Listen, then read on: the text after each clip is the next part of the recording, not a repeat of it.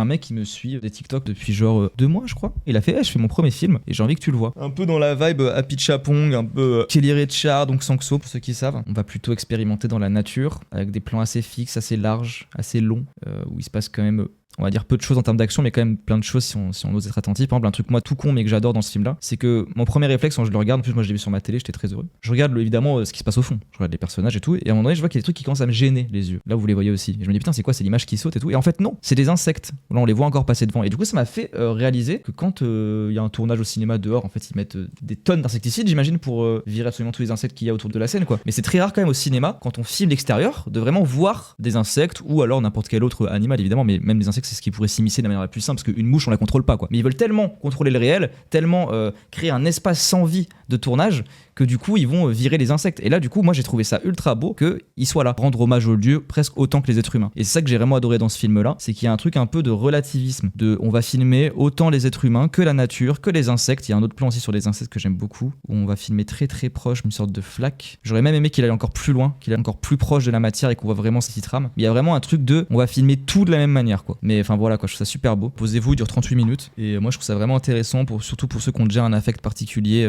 pour le cinéma un peu à la Hong Sang-soo, un peu à la Happy Chapong. Et je l'ai mis sur Letterboxd aussi. N'hésitez pas à le mettre en watchlist et le log quand vous l'aurez vu.